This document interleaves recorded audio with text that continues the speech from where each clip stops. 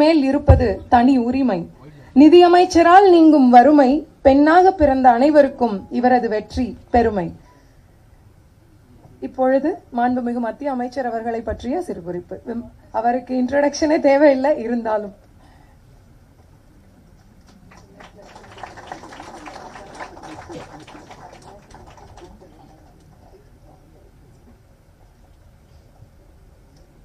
respected elder Shri Shankar ji and Vaishnavi who runs this academy, former Governor Dr. Tamilisai, former Ambassador Tirumurti ji, also the retired respected Justice who spoke so eloquently, and Sri A.C. Shanmugam, who's an educationist himself, runs several colleges and several students benefit from his institutions.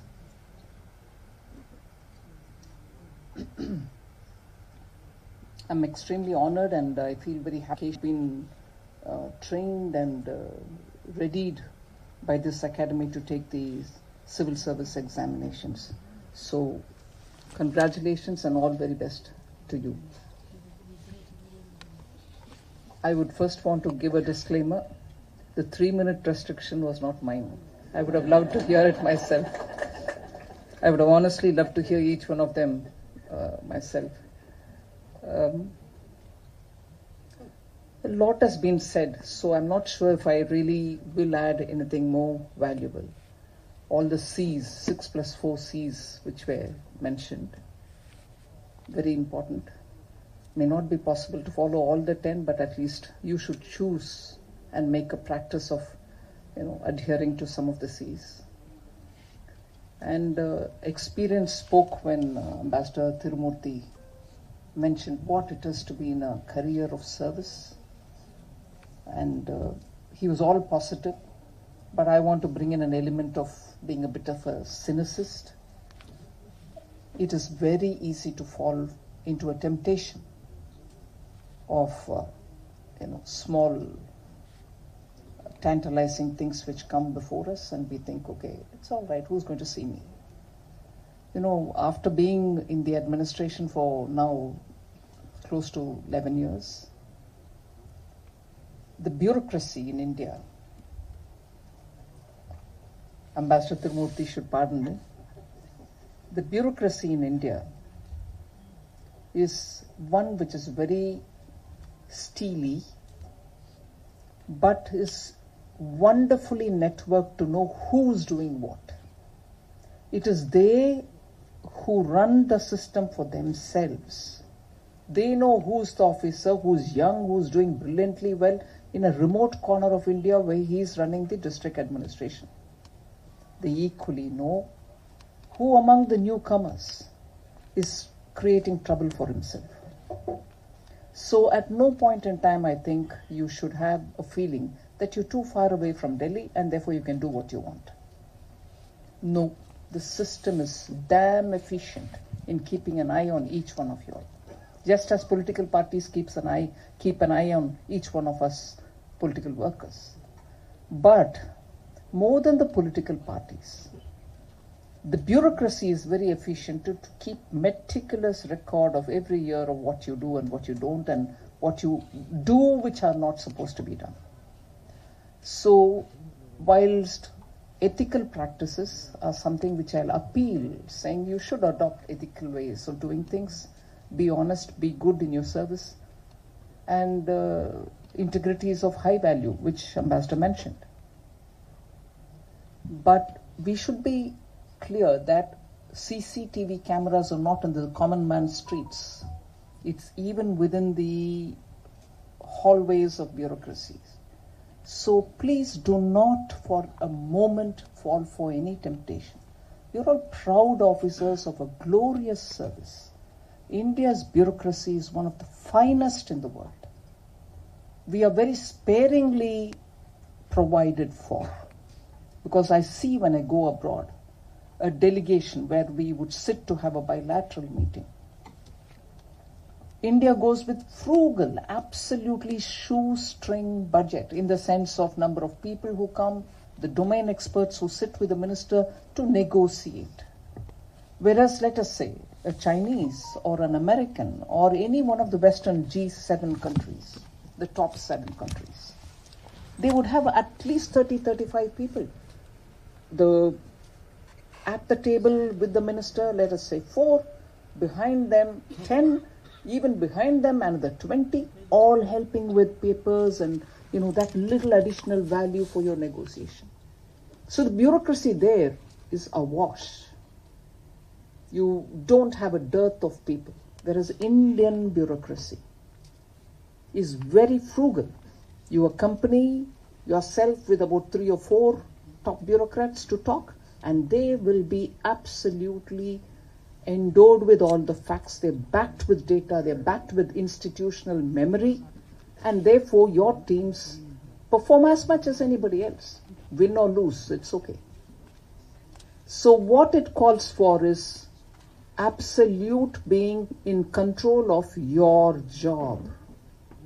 Make your teams work for you, and be sure that at any point in time you are asked to speak. Nowadays, in fact, I'm sure till before 2014, a regular Prime Minister level interface with a district level officer was never thought of.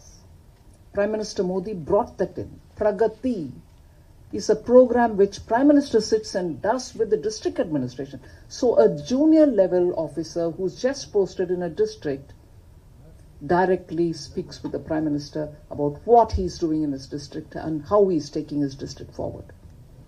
So you're not very cut off from the headquarters. You're in fact talking and negotiating with the Prime Minister, saying, my district needs this, this is where my district is going, I'm unable to do or I'm able to do. So today, a bureaucrat who gets clearance and gets into the service, has his first posting, is going to be engaging with the Prime Minister directly, once in a month. Of course, there is a random selection done, but you're engaging with the Prime Minister directly. Technology has enabled that. So you should be tech savvy, you should have your district well endowed, and if you're posted in the foreign service, you have to do as much and more, because you're the only flag holder there.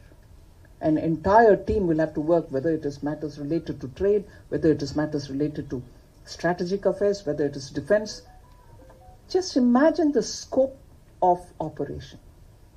So I would think what is important for you is, as much as you're a master of so many things, you should have an area specialization. Because as ministers, where we are filling up the annual records of your performance, question is asked about which area is this person specializing in and where do you think he'll be better deployed. Most often I find it very difficult, because all right, you're jack of all trades, but I can't see that one trait which is so outstanding in you that I can put you, yes, nothing better than this person for, let us say, trade analysis or economy or finance or social welfare programs. Specialization is a very critical thing even after you get into the service. It's not the end all. You've gotten in, yes, you've gotten in. Don't think that this is the story's end and you are there for life. Don't be there for life as a burden for the Indian taxpayer. You're there for life to make a difference to the taxpayer. And therefore, there are quite a lot of things I can say, but I don't know how many of you all are chosen for one or the other service. I was, just as I was coming, I thought I should talk to the DOPT secretary and get some data which will be useful for people who are here, because DOPT is the one which takes care of personnel and training. I was very curious to know how many people from Tamil Nadu get into the service, what is the scope, because Shankar's academy is training. Should they train more? Should they train less? Thought if it is of use, I thought I'll give you some information. This one thing I'll say both in English and Tamil, because there's media. Since 1950, 679 officers domiciled in Tamil Nadu. I'm being clear about the word domiciled in Tamil Nadu. They could be probably speaking any other language, but they are domiciled here. 679 officers have been allocated into the IAS since 1950. And current set where the civil service exam 2024, 1,109 are the total number of candidates, of whom 53 are domiciled in Tamil Nadu. And the process of service allocation, are you getting this cadre, that cadre, you're going this state, this state, that's happening. So I don't have the current picture of how many from the 24 are going to which state. But as it is, I'm told that between 2011 and 2024, 915 people have been selected from Tamil Nadu for the civil service. Not just IAS, not just IFS, not just IPS, but also other IRS and so on. So the number are these. But the number is not big, if you ask me. தமிழ்நாட்டிலேருந்து இப்போ வரைக்கும் 915 பேர் 2011 ஆரம்பிச்சு இப்போ வரைக்கும் civil சர்வீஸில் select ஆயிருக்காங்க. ஐஏஎஸ்ஸாக இருக்கட்டும், இன்னும் மீதி குரூப்ஸாக இருக்கட்டும். ஐஏஎஸ்ல மாத்தோன்னு பார்த்தோம்னா 1950 ஆரம்பிச்சு 1980 பார்த்து இன்னைக்கு வரைக்கும் 679 பேர் ஐஏஎஸ் ஆயிருக்காங்க. One thing about Tamil Nadu and Tamil Nadu assigned officers. This state, and I've grown, I was born, I was educated, educated till my collegiate education here, and then I went to JNU. This state has always had very high quality officers. Very high quality officers. And if anything, if you're assigned to some states, it's not at the cost of saying other states are useless. But some states, when you belong to that cadre, have a natural advantage because they've had predecessors who have done so well. For instance, in Tamil Nadu, you've always had finance-related experts being developed here through their IAS. IAS officers in Tamil Nadu gradually grow into area specializations as finance. Finance ministry today, last year or year before, subsequent to superannuation of some officers, new people, have always had the benefit, the central government has always had the benefit of service officers coming from Tamil Nadu cadre who do extremely well in finance. So there are states where when you're assigned, you have a culture of officers, hand-holding one another and building that trait. The current cabinet secretary, who has been an expert in finance and in Tamil Nadu also, has come in through that route. And he's dominated in terms of planning, financial planning, execution, and so on. So for each one of you all, I don't know today, there was a time when I was young, there were not very many academies. Newspapers were the biggest source of learning. You would read a paper, and of course I can take the name of then the paper, not now that paper, but I'm not getting into that politics. There are papers which stood for high quality reading. You read the editorial of that paper, you would sure shot be an authority on understanding what are the nuances in that subject. So at homes we used to be said, oh, read that paper, you get better informed. But of course today, and at that time, there used to also be these weekly magazines which would come, called competition review, competition success review, something like that. So they would pose issues which are very important for the service examination, and they will also give you textual narratives which you'll read and prepare yourself. But today all that is taken over by academies, and therefore they are making up for quite a lot. And therefore some of the newspapers have gone back to explaining things weekly. An explainer, why is this? What is this? Is that meaning this? This, that? A paper should do its job. And doing that job, writing about topics, you're here to learn about it. But no, today we are having easy explainers. They are becoming competition success reviews. That's not the area. So there are so many things which made for the fodder with which your thought processes worked, and you could go competently sit there, not only write the exam, but also face the interviews. Today everything is so tailor-made. And never mind, you still qualify and come, but post that is where the challenge of learning is, according to me. You've gotten into the service, what are you learning there? And today, I'm so happy that Government of India, Prime Minister Modi sat through the session to create that Mission Karma Yogi. One of the best things which has happened to Indian bureaucracy. And through that Mission Karma Yogi, today you're able to get information about your service, about how it has to be improved, how technology is being brought in and so on. And there are online training sessions which every bureaucrat is made to take. You can take it at your pace, you can take it while driving back from home to work or work to home. And therefore these kind of enablers for bureaucrats are also being put in place.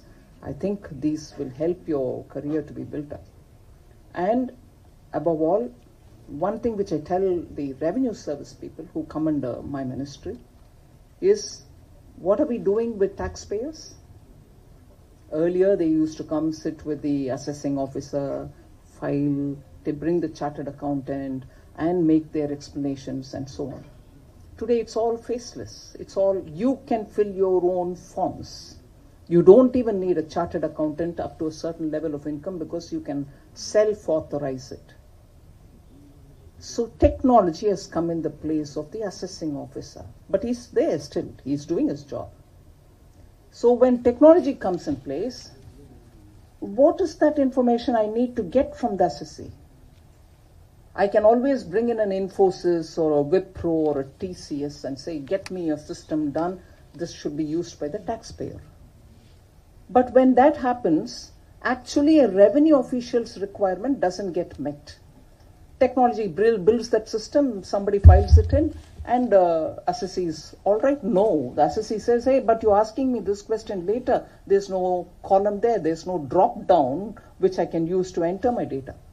So other than being an IRS officer, you need to have knowledge of not just the revenue requirements as per Income Tax Act or GST Act. You should know how software has to get you the information that you need from the taxpayer. You will have to design it for them. They'll do the technical bit. So you are there not as just a revenue officer to say, I'm here to collect tax. You also should know what are the instruments through which you will have to collect the tax. And once the data comes, and again, all of us talk, right? At one point in time, it was the oil which was the big thing. Now it's the data which is the big thing. You have mountains of data which gets collected. But how do you use that data? And I must credit the current generation of young IRS are doing brilliantly well. They're using IoT.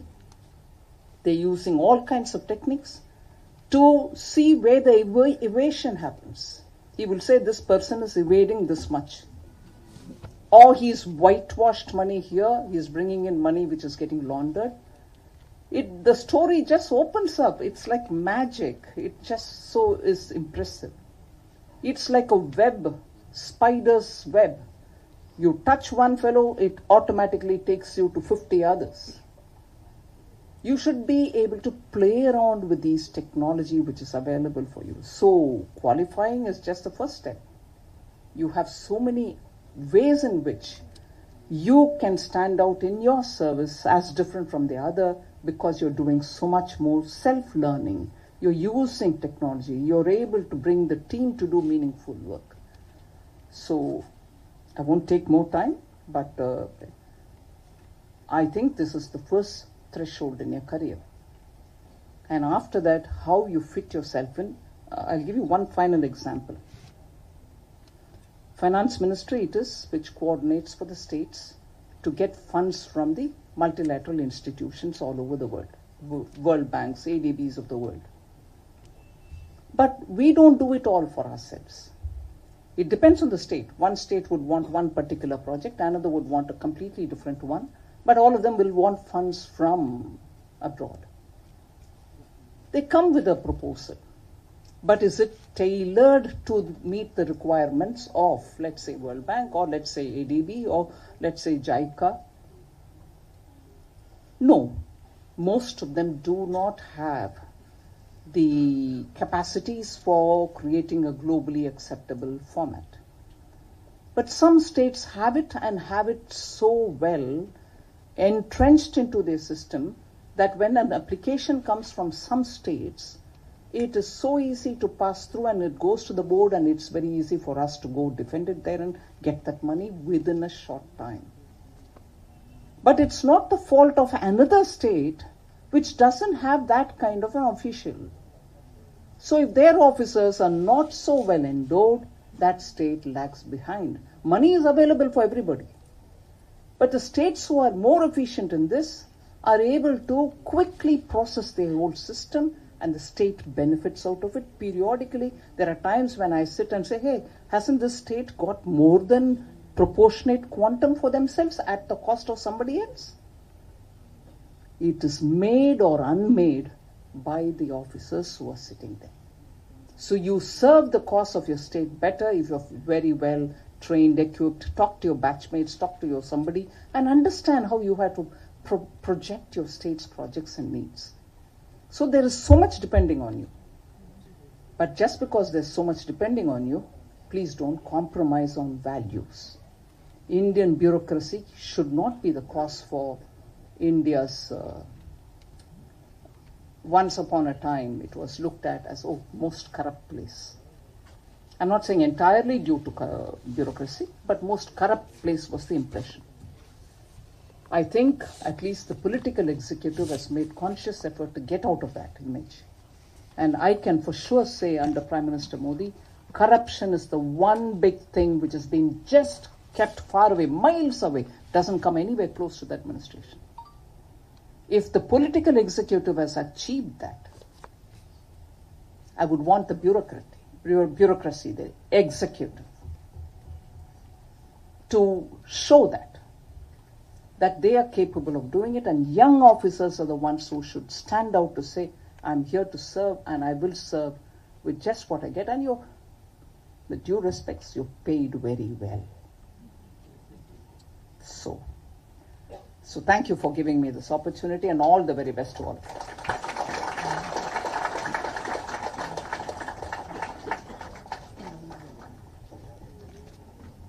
Thank you so much for the words of wisdom, ma'am.